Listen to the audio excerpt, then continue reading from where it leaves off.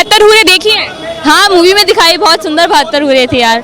मतलब जन्नत भी इतनी सुंदर, गाजीपुर की जो अपनी जन्नत है ना, वही वाली जन्नत दिखाई थी। और 72 हूरें भी एकदम सुंदर, जैसे हमारे इंद्रलोक की 4 अप्सराएं होती है ना, उन अप्सराओं से भी सुंदर थी इनकी 72 हूरें। जिस तरीके से द केरला स्टोरी में कन्वर्जन को एक्सपोज किया, वैसे ही इस मूवी में भी टेररिज्म को किसी हद तक एक्सपोज किया गया है। इस मूवी में भी दिखाई गई कि किस तरीके से मुस्लिम धर्म गुरुओं द्वारा उनको मुस्लिम्स को कुरान की कस्में खिलवा कर उनको जिहाद के रास्ते पे लेकर आते हैं, आतंकवाद के रास्ते पे लेकर आते हैं। 72 हूरों का लालच देके, जन्नत का लालच देके उनको उनके थ्रू आतंकवादी हमले करवाए जाते हैं कि आतंकवाद के रास्ते पे चल के या जिहाद के रास्ते पे चल के आपको जन्नत मिल जाएगी या 72 हूरें मिल जाएगी, तो फिर आपसे बड़ा बेवकूफ़ कोई नहीं है। तो ये मूवी उन्हीं लोगों के लिए बनी है कि आप आसानी से ब्रेन वॉश मत हुई है, इतनी आसानी से आप किसी की बातों में मत आइए। इस मूवी में यही बताया गया है कि आतंकवाद और जिहाद के रास्ते पे चलोगे तो अल्लाह क्या, किसी भी धर्म के कोई भी भगवान आपको कभी जन्नत या फिर 72 हूरें तो नहीं बख्शने वाले। क्या नाम है मैम? मेघा।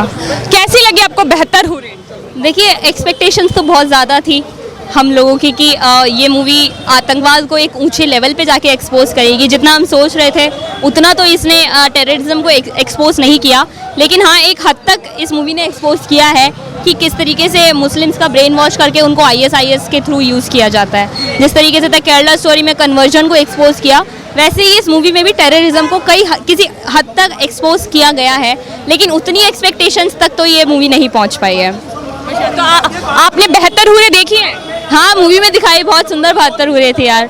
मतलब जन्नत भी इतनी सुंदर, गाजीपुर की जो अपनी जन्नत है ना, वही वाली जन्नत दिखाई थी। और 72 हूरें भी एकदम सुंदर, जैसे हमारे इंद्रलोक की 4 अप्सराएं होती है ना, उन अप्सराओं से भी सुंदर थी इनकी 72 हूरें। तो आप इसमें क्या बोलना चाहेंगे जो इस मूवी का विरोध कर रहे हैं, जो कंट्रोवर्सी हो रही है, क्या बोलना चाहेंगे? देखिए, विरोध करने वाले वो हैं जिनको सच हजम नहीं होता। सच कड़वा होता है, लेकिन हजम कर लेना चाहिए, क्योंकि रियलिटी को देखो, फेस तो इनको करना ही पड़ेगा।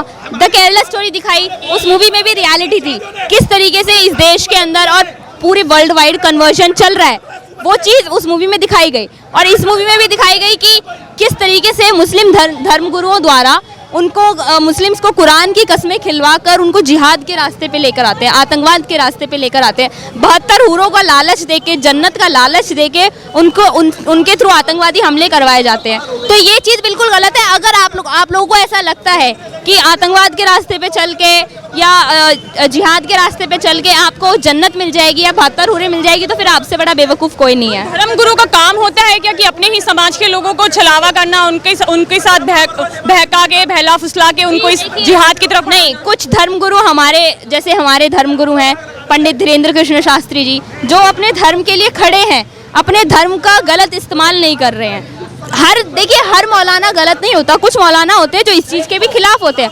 हर मुस्लिम गलत नहीं होता, लेकिन हर मुसलमान सही भी नहीं होता मैम, क्योंकि उन लोगों का ही ब्रेन वॉश आसानी से, उन लोगों को पता है कि इनका ट्रिगर पॉइंट क्या है, इनको चोट कहाँ पहुँचानी है कि ये ब्रेन वॉश हो जाए और हमारे साथ आ जाए। ISIS से इनका कनेक्शन बनवा के सिर्फ हिंदुस्तान में ही नहीं, दुनिया भर में ना जाने कहाँ पे इनके थ्रू हमें आतंकवादी हमले करवाने हैं। तो मुस्लिम धर्म गुरु जो होते हैं ना, वो उनको कुरान की कस्में खिलवा के एक गलत राह पे लेके जा रहे हैं। तो ये मूवी मोस्टली उन मुस्लिम्स को दिखानी चाहिए जो ब्रेन वॉश हो जाते हैं। आजकल सोशल मीडिया प्लेटफॉर्म पे भी, OTT प्लेटफॉर्म से भी काफ़ी लोगों का ब्रेन वॉश किया जाता है। तो ये मूवी उन्हीं लोगों के लिए बनी है कि आप आसानी से ब्रेन वॉश मत हुई है, इतनी आसानी से आप किसी की बातों में मत आइए।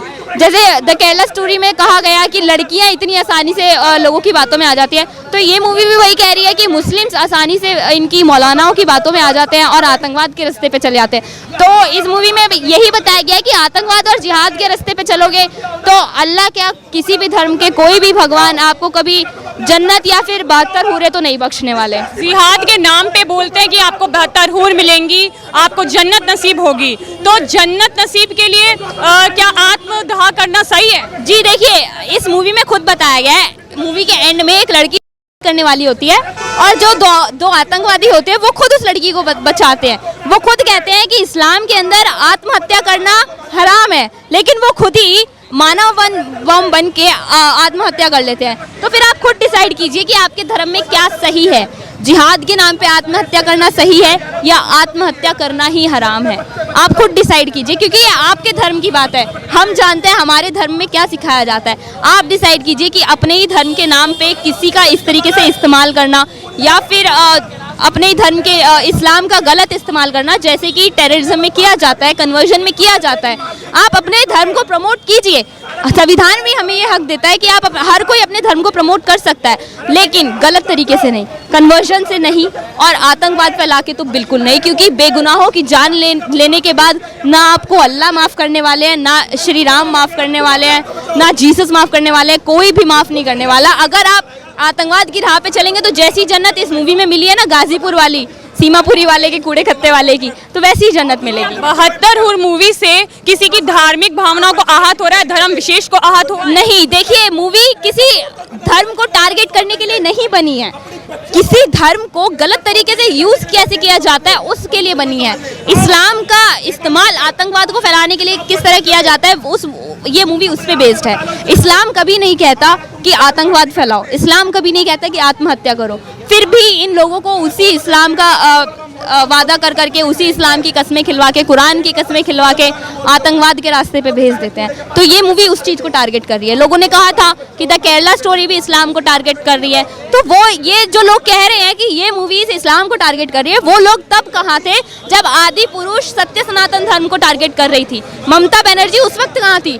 द केरला स्टोरी को तो बैन कर दिया, और उनका बस चलेगा तो अभी 72 हुरों को भी बैन कर ही देंगी, क्योंकि उनका वोट बैंक खराब हो जाएगा। लेकिन उन्होंने आदि पुरुष पे कुछ नहीं कहा, जो मूवी टोटली हमारी रामायण और हमारी धार्मिक भावनाओं को आहत कर रही थी, उस मूवी पे ममता बनर्जी चुप बैठी रही, लेकिन उन्होंने उस मूवी पे कोई सवाल नहीं उठाया। और द केरला स्टोरी जैसी मूवी, 72 हुरों जैसी मूवी जो रियलिटी दिखाती है, उस मूवी पे वो बैन लगा देती है। तो अब ये लोगों को देखना है कि क्या सही है क्या गलत है, कौन उनके हित में खड़ा है, कौन सच्चाई दिखाना चाहता है और कौन सच पे पर्दा डालना चाहता है। तो 72 हुर का जो सच है उसके लिए आप लोगों को क्या संदेश देना चाहेंगी? देखिए 72 हुरें होती है नहीं होती मुझे नहीं पता, लेकिन ऐसे लालच में आके आतंकवाद फैलाना और जिहाद फैलाना सबसे बड़ी बेवकूफ़ी है।